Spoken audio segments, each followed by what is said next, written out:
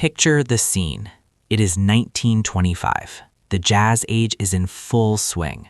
The skirts are shorter, the music is louder, and the entire country is supposedly dry. Supposedly is the operative word there.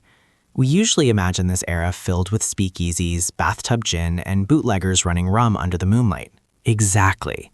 But there was another side to the Roaring Twenties, a side that history often glosses over because it wasn't quite as illicit. While the rebellious youth were drinking rot-gut whiskey, the Women's Christian Temperance Union, the WCTU, was realizing that simply banning alcohol wasn't enough. They had a branding problem. Prohibition was the law of the land, but it wasn't cool, it wasn't sexy, and the temperance movement, largely seen as a group of stern matrons in Victorian dress, needed to compete with the allure of the flapper lifestyle. So they decided to fight fire with fruit juice. Elaborate, frothy, sugary concoctions designed to mimic the ritual of the cocktail without the kick. This is the story of the desperate, fascinating, and somewhat sticky attempt to invent the mocktail. Welcome to The Rise of the Mocktail, Temperance's Last Stand. To understand why the mocktail became a weapon of war, we have to look at the state of prohibition a few years in. By the mid-1920s, the noble experiment was visibly cracking. People weren't just breaking the law, they were mocking it. Right. Drinking had become a performance. Before Prohibition, men drank in saloons. It was a dark, sawdust-on-the-floor affair. But Prohibition brought drinking into the living room and the mixed-gender party. The cocktail glass itself became a symbol of modernity. And that terrified the WCTU. They realized that the allure of alcohol wasn't just the intoxication, it was the social ritual, the clinking of crystal, the bright colors of the liquid, the sophisticated garnish. If you took away the alcohol, you were left with a glass of water, which is socially boring. So the strategy shifted. Instead of just preaching touch not the cup, they decided to offer a better cup. They wanted to prove that you could be a sparkling, witty, modern socialite without a drop of gin. This wasn't just about lemonade on the porch anymore. This was about culinary engineering. They needed drinks that looked like sins but tasted like salvation. They began publishing recipe books that used the language of the bar room to sell the safety of the soda fountain. It is fascinating to see the intersection of high society and moral crusading here. You had wealthy, status-conscious hostesses who supported the law but didn't want their parties to be dull. They became the laboratory for these experiments. We have to remember the context of sugar, too. In the 1920s, refrigeration was getting better, carbonated water was accessible, and exotic fruits were becoming status symbols. The mocktail wasn't just a substitute, it was an opportunity to show off your access to fresh pineapple or expensive syrups. But let's be honest, the primary driver was fear. Fear that the youth were being seduced by the romance of the speakeasy. The WCTU explicitly stated that they needed to provide a counter-attraction to the saloon. And thus, the dry cocktail was born, though they hated the word cocktail. They tried to call them fruit punches or fancy aids, but the concept was identical. Small glasses, intense flavors, and a lot of flair. Let's dive into the actual campaigns. One of the most aggressive pushes came from a collaboration between temperance advocates and home economics experts. They launched a media blitz to rebrand sobriety. They published lists of refreshing drinks that were supposed to be the centerpiece of the party. Let's look at a few of these recipes. Have you heard of the grapefruit Ricky? I have. It sounds innocent enough. It was essentially grapefruit juice, lime, sugar, and carbonated water. But the instructions insisted it be served in a highball glass with a specific garnish of maraschino cherry and mint. It was all about the presentation. If you held it, you looked like you were drinking a gin Ricky. Then there was the Prohibition punch. This one is heavy. It used tea as a base to mimic the tannins and complexity of wine or barrel-aged spirits, mixed with cider, grape juice, and club soda. The idea was to create bite. They knew that fruit juice alone was too cloying. That concept of bite is crucial. Alcohol burns. It has a mouthfeel. To replicate that, these recipes went heavy on ginger, acid, and carbonation. They were trying to shock the palate since they couldn't numb it. There was also a bizarre trend of using dairy and eggs to create texture. The egg cream, which famously contains neither eggs nor cream in its New York iteration, had fancier cousins in the temperance recipe books. Chocolate syrup, whole milk, raw egg whites shaken vigorously over ice. It creates a foam. It looks like a Ramos gin fizz. You're holding a frothy, white, elegant drink. It looks sophisticated, but it's basically a protein shake. The socialites in Washington, D.C. really tried to make this happen. There were dry dinners hosted by political wives. They would serve these drinks in courses, a tart, citrusy mocktail as an aperitif, and a heavier, sweeter one with dessert. One famous anecdote involved a hostess who served what she called the 18th Amendment. It was just ice water with a lemon twist served in a champagne coupe. It was meant to be a witty political statement. I imagine the guests were less than thrilled. But the marketing was relentless. Magazines like Ladies' Home Journal and Good Housekeeping ran spreads with titles like Drinks for the Dry Party. They used illustrations of women in flapper dresses, smoking cigarettes, which was edgy enough, but holding these non-alcoholic drinks. They were trying to sever the link between cool and alcohol. They even tried to co-opt the cocktail shaker. The shaker was the icon of the age, so the Temperance book said, yes, use the shaker, shake your pineapple juice, make noise, be the life of the party. It was a performative act of fun. There is something almost tragic about it. The amount of effort, the elaborate garnishes, orange peels cut into stars, sugar-rimmed glasses dyed pink with vegetable coloring. It was a desperate attempt to compensate for the fact that the party was fundamentally different. So why did it fail? Why aren't we all drinking Prohibition punches today as the standard? 2 reasons: physiology and economics. First, the physiology. You can mimic the look of a cocktail, but you cannot mimic the effect. The social lubricant aspect of alcohol was missing. A room full of people drinking ginger ale and grapefruit juice doesn't get louder and looser in the same way. And the sugar crush. I've looked at the nutritional content of these recipes. They were sugar bombs. If you drank 3 or 4 of them, you wouldn't feel buzzed, you'd feel sick. It wasn't a sustainable way to spend an evening. Then came the economics. The stock market crash of 1929 changed everything. The frivolous, high society aesthetic of the 1920s died overnight. Elaborate mocktails with expensive fruits and garnishes seemed wasteful. And politically, the tide turned. By the early 30s, people weren't looking for dry alternatives anymore. They were looking for repeal. The mocktail became a symbol of the failure of Prohibition, a weak substitute for the real thing that everyone was drinking anyway. When Prohibition ended in 1933, the mocktail didn't just disappear, it was actively scorned. It became a joke. A Shirley Temple was for children. Adults drink real drinks. The culture swung hard back to the hard stuff. The artistic of the non-alcoholic drink went dormant for nearly 80 years. The virgin drink became an afterthought, usually just a mix of whatever juices were in the bartender's well, lacking the balance and care of the Prohibition experiments. However, history is a circle. Today, we are seeing a massive resurgence of the mocktail, driven by the sober curious movement. Once again, we see complex, botanical, non-alcoholic drinks in fancy glasses. But this time, it isn't a government mandate or a desperate temperance union forcing it upon us. It's a choice. And perhaps that is why almost a century later, the mocktail is finally succeeding where the WCTU failed. It actually became cool. By the late 1920s, the writing was on the wall. The noble experiment was leaking like a sieve.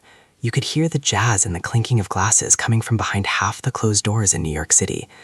The Women's Christian Temperance Union, or the WCTU, was facing a crisis that had nothing to do with theology and everything to do with branding. That's right, they had an image problem, a massive one.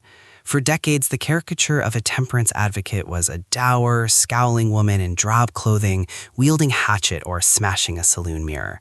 That worked when the enemy was the drunken father spending his wages at the bar. But now, the enemy was the flopper. The enemy was glamour. Sobriety had become synonymous with being boring. Exactly. The speakeasy wasn't just a place to get drunk. It was the height of fashion. It was where the music was hot, the lights were low, and the conversation was witty. In comparison, the temperance meeting looked like a funeral. So the WCTU decided to pivot. If they couldn't beat the style of the cocktail hour, they were going to have to steal it. This is the moment where the history of the mocktail really begins in earnest.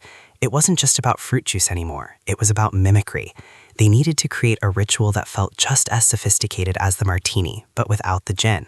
They called it the New Hospitality. The New Hospitality sounds like a corporate retreat slogan, but essentially it was a marketing campaign to convince American hostesses that serving alcohol was actually passé. They tried to frame drinking as something coarse, something that dulled the senses, whereas the non-alcoholic cocktail, the mocktail, was for the sharp, the witty, the truly modern woman. And they went hard on the visuals. This is crucial. You couldn't just serve lemonade in a paper cup. No, the WCTU and other dry organizations started publishing guidebooks on how to serve these drinks in crystal goblets with sugared rims, elaborate garnishes, and silver trays. They wanted the aesthetic of the cocktail party to remain exactly the same. Let's talk about the recipes, because this is where things get really interesting and honestly a little desperate. They were trying to replicate the complexity of spirits using only sugar, fruit, and spices. There was this intense focus on mouthfeel long before food scientists coined the term. Oh, absolutely. Without the burn of the alcohol, you lose the texture of a drink, so they compensated with heavy syrups, cream, and egg whites. They were shaking these things until they were frothy and thick. There was a popular recipe called the Lady's Delight, which involved heavy cream, grape juice, and egg whites shaken over ice. That sounds incredibly dense. It's basically a milkshake pretending to be a highball. It was, but the presentation was key. Served in a coupe glass with a twist of lemon, from across the room it looked like a prohibitionary sin. And that was the point. You could hold it, pose with it, and look the part of the modern socialite without breaking the law. They also tried to rebrand the effects of sugar. We have to remember, in the 1920s, the understanding of nutrition was different. Alcohol was a depressant, which is true, but the temperance movement started marketing sugar as a superior fuel.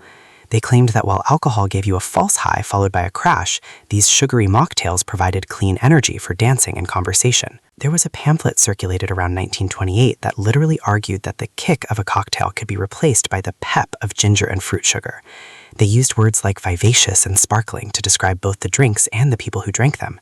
They were trying to manufacture a sugar rush as a social lubricant. It's fascinating how they tried to co-opt the language of the bar. They started using cocktail shakers. Before Prohibition, a respectable temperance woman wouldn't be caught dead with a cocktail shaker in her house. That was a tool of vice. But by 1930, you could buy dry cocktail shakers in department stores. It was a total concession to the culture they were fighting. They realized the ritual, the ice hitting the metal, the shake, the pour, was addictive in itself. It signaled that the workday was over and the party had begun. If they took that away, they lost the youth. So they kept the shaker and changed the liquid. There were some high society figures who really tried to make this work. We have to talk about the dry dinner phenomenon. In Washington, D.C. and New York, there was a subset of elites who were politically aligned with the dry cause, and they had to entertain. They couldn't just serve water. So they hired former bartenders, men who had lost their jobs when the saloons closed, to invent non-alcoholic masterpieces. That's a great irony.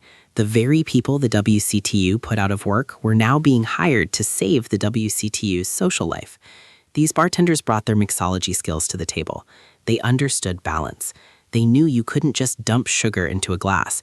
You needed acid, you needed bitters, non-alcoholic bitters, of course, and you needed aromatics. One of the standout ingredients from this era was grenadine. It became the backbone of the mocktail movement because it added that deep ruby red color that looked like wine or a complex liquor, and mint, bushels of mint. If you muddled enough mint, you could almost trick the nose into thinking there was a julep in the glass. But let's be honest, Speaker One, did it work? Did the flaming youth actually buy into the idea that a ginger ale and grape juice highball was just as cool as a bathtub gin fizz? For the most part, no. It was seen as trying too hard. The cool factor of the speakeasy was the danger. It was the illegality. A mocktail, by definition, was safe. It was sanctioned. And for a generation that had just come out of the trenches of World War I, safe was boring. However, it did create a safe harbor for people who genuinely didn't want to drink but wanted to participate in social life. That's a demographic we often overlook, the closeted teetotaler. In the Roaring '20s, there was immense pressure to drink. If you didn't, you were a wet blanket. The mocktail gave those people camouflage. You could hold a glass of something amber and bubbly and nobody would hassle you. Exactly, it was social armor. And the WCTU knew that. They marketed these drinks as a way to keep your wits about you while everyone else was getting sloppy. They tried to position sobriety as a competitive advantage in the dating market. The slogan was essentially, "Be the girl who remembers the night," which, to be fair, is a pretty modern sentiment. We see that exact same rhetoric in the sober curious movement today. But back then, they were fighting a losing battle against the economics of the Depression. As we moved into the 1930s, the mood shifted. People weren't just partying for the sake of rebellion anymore. They were drinking to forget the economic collapse. That's a dark turn, but a true one. The frothy, frivolous mocktail felt out of place when the breadlines started forming. And then, of course, came repeal in 1933. Once alcohol was legal again, the mocktail didn't just fade away, it was actively ridiculed. It became a symbol of the failed experiment. It became the Shirley Temple, relegated to children. For decades after Prohibition, if you ordered a non-alcoholic cocktail, you were treated like a child. The sophisticated adult mocktail that the WCTU tried to engineer completely vanished from the American bar scene for nearly 80 years. But the recipes survived in old hostess manuals, and when you look at them now, they're surprisingly inventive. They were using shrubs, vinegar-based syrups, long before they became trendy in Brooklyn in 2010. They were using cold brew tea concentrates to add tannins and dryness. The vinegar aspect is fascinating. They called them fruit vinegars back then. The acidity of the vinegar mimicked the bite of alcohol. It hit the back of your throat in a similar way. It's chemistry. They were trying to trigger the trigeminal nerve, which is responsible for that burning sensation we associate with vodka or whiskey. So in a way, the WCTU were accidental pioneers of molecular gastronomy. They were deconstructing the cocktail to save the soul of America. And failing spectacularly, but leaving us with some interesting artifacts. I want to go back to one specific campaign they ran, the Sovereign of the Seas contest. This was late in the game, maybe 1931. They tried to hold a nationwide contest for the best non-alcoholic beverage to serve at official state functions. Oh, I remember reading about this. The entries were eclectic. You had people mixing sauerkraut juice with clam broth. Yes, the clam juice cocktail. It was savory, salty, and completely devoid of joy. It was supposed to be an appetizer drink, something to whet the appetite. But it just proves how desperate they were to find a replacement for the martini. They were throwing everything at the wall. Sauerkraut juice. It really highlights the difference between culinary and medicinal. A lot of these temperance drinks straddled that line. They were often marketed as health tonics. Drink this, it will clear your complexion and settle your stomach, whereas alcohol was the poison. And that health angle is the bridge to the modern day. Because if you look at why mocktails are back now, it's not because of religious moralizing, it's because of health and wellness. The WCCU was wrong about the theology, but they were about 100 years early on the wellness trend. It's the rebranding of the century. Today, a $15 non-alcoholic cocktail with adaptogens and botanical distillates is a status symbol. It says, I care about my body. In 1929, it said, I care about my soul.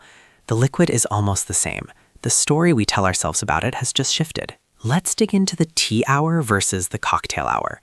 The WCCU tried desperately to bring back high tea as the dominant social gathering. They argued that tea was the beverage of intellect, but the pace of American life had sped up. Tea is slow. It requires steeping, sipping, sitting. The cocktail is fast. It's efficient. The mocktail was their attempt to speed up tea. That's a brilliant observation. They started serving iced tea punches that were spiked with ginger beer and mint, essentially turning tea into a highball. They were trying to adapt the British tradition to the American tempo. There was a recipe called the tea highball, which was just strong black tea, lemon, sugar, and carbonated water, which sounds remarkably like a Long Island iced tea without the 4 different spirits that knock you out. But again, it's about the glass. If you put that in a teacup, it's grandma's drink. Put it in a Collins glass with a long spoon and a cherry, it's a party. We should also touch on the role of the soda fountain. While the speakeasy was for the adults, the soda fountain was the training ground for the American palate. And the soda jerks, the guys working the fountains, were the mixologists of the dry world.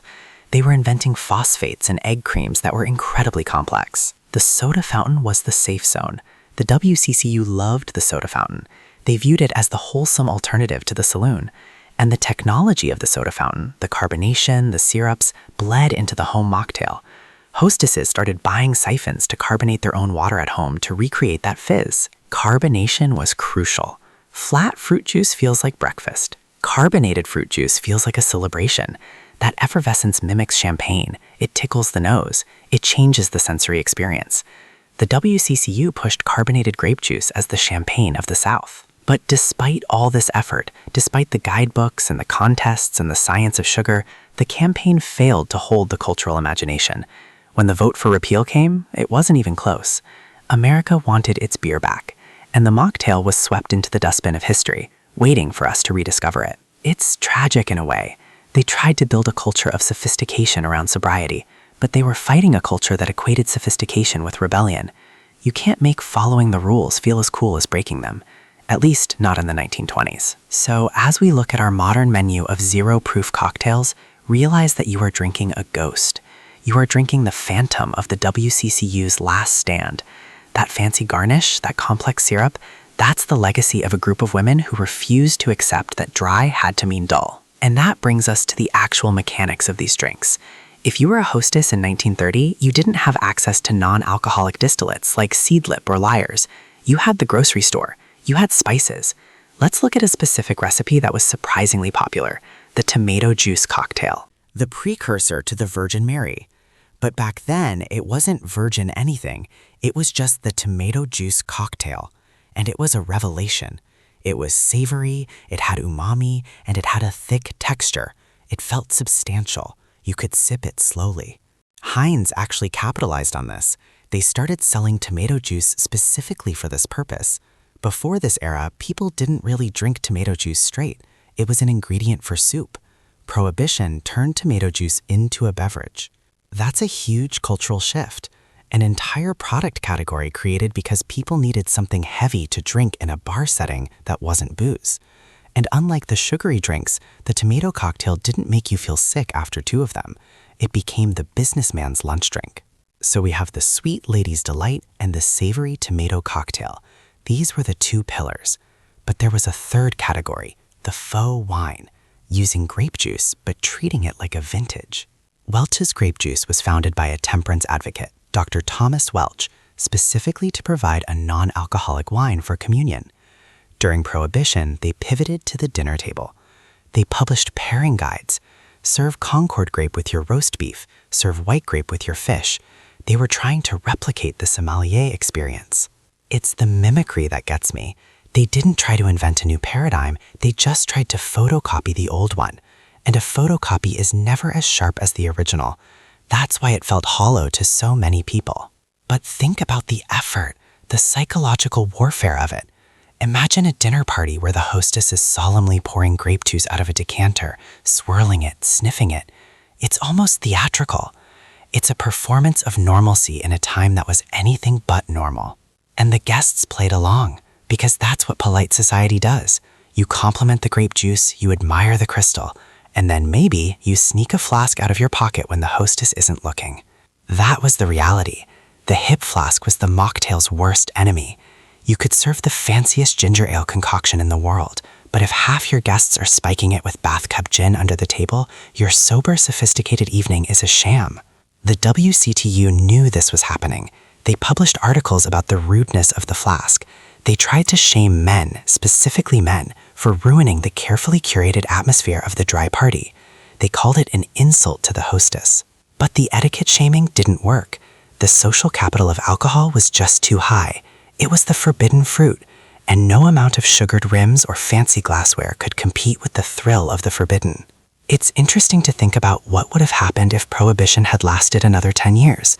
Would the mocktail have eventually evolved into something truly standalone? Would we have developed a genuine culture of non-alcoholic complexity, or was it always doomed? I think without the modern technology we have now, the ability to distill flavor without alcohol, it was hit or miss.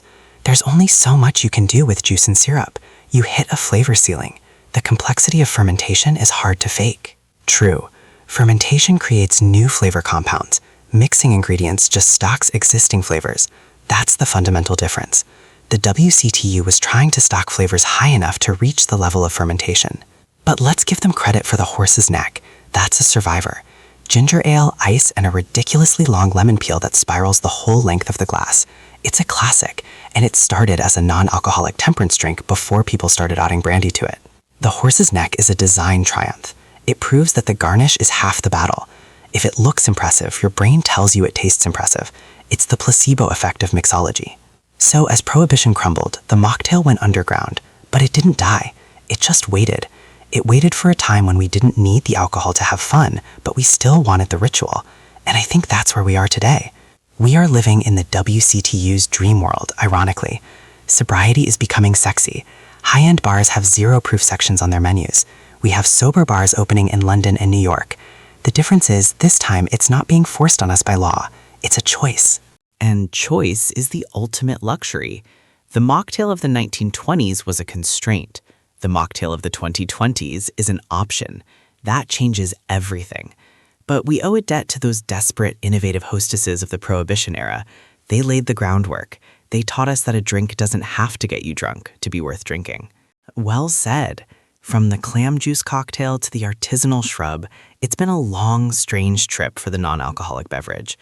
And who knows, maybe somewhere in a dusty attic, there's a WCTU recipe book waiting to be rediscovered with the perfect formula for a sober Saturday night. By the mid-1920s, it was becoming painfully obvious to the Women's Christian Temperance Union that the stick wasn't working. The raids, the shaming, the moral superiority, none of it was stopping Americans from finding a drink. In fact, it was having the opposite effect. The speakeasy had become the most glamorous place in town, and breaking the law was suddenly the height of sophistication. So the WCTU faced a crisis of branding. They realized they couldn't just preach against sin anymore. They had to offer an alternative to the sin that looked, felt, and tasted just as good as the real thing. It was a classic if you can't beat them, join them strategy, but with a twist. They weren't joining the drinkers, they were trying to hijack the aesthetic of drinking. This is where the history of the mocktail really takes a fascinating, albeit desperate, turn. We aren't talking about pouring some grape juice in a cup and calling it a day. The WCTU and other temperance organizations began publishing recipe books that were surprisingly complex. They wanted to mimic the complexity, the mouthfeel, and the ritual of the cocktail hour, minus the ethanol. Right, because the ritual was half the addiction. The clink of the ice, the heavy crystal glassware, the specific way a bartender would shake a mixer over their shoulder. The temperance movement realized that people missed the theater of the bar as much as they missed the buzz. So they launched a campaign to make sobriety sexy. They started pushing drinks with names that sounded vaguely naughty or sophisticated, trying to reclaim the cool factor from the bootleggers. You saw recipes popping up in ladies' home journals for things like the Temperance Highball or the Moral Collins. I love the desperation in those names, but let's look at the actual chemistry because that's where the effort really shows. To replicate the burn or the bite of alcohol, these mixologists, if we can call them that, had to get creative. They used heavy amounts of ginger extract, capsicum, and intense citrus reductions. There was a drink called the hot cha, which was essentially a pepper-infused ginger syrup meant to shock the throat, just like a shot of whiskey would. It was culinary mimicry at its finest. And they didn't stop at spicy, they went for texture too. The classic gin fizz relies on egg whites for that frothy, velvety head. The mocktail versions kept the egg whites but swapped the gin for things like juniper-infused syrups. They were literally boiling down juniper berries, the main flavor profile of gin, into a sugar syrup to trick the palate. It was arguably the birth of craft syrup culture 80 years before it became a hipster staple in Brooklyn. It's ironic, isn't it? In trying to destroy the cocktail culture, they actually advanced the science of non-alcoholic mixology. One of the most famous attempts to capture the high society market was the Lady Prohibition. It was a mix of grape juice, lemon, and a very specific type of sparkling mineral water served in a champagne coupe. The visual was identical to a glass of wine. The goal was to allow a hostess to serve a room full of guests without anyone feeling like they were at a children's party. That social pressure was the key driver. You have to remember, the 1920s saw the rise of the hostess. Dinner parties were the social currency. If you were a wealthy socialite who supported Prohibition, and there were many, specifically in the older money circles, you had a problem. You couldn't serve illegal hooch without looking like a hypocrite, but you couldn't serve water without looking cheap and boring. These mocktails were the social lifeline. They allowed the smart set to hold a glass and posture elegantly while discussing politics without risking a raid. But the marketing went beyond just recipes. The WCTU actually held events that were essentially mock speakeasies. They decorated halls to look like nightclubs, hired jazz bands, which they usually hated, by the way, and served these frothy fruit-based concoctions. The message was, see, we can have fun too. You don't need rum to do the Charleston. It was a massive psychological operation to reframe sobriety from being dull and pious to being bright and energetic. Did it work, though? I mean, looking back at the numbers, consumption of alcohol actually went up in many demographics during Prohibition. So who was drinking these moral Collins? Mostly, it was the people who were already convinced. It was preaching to the choir.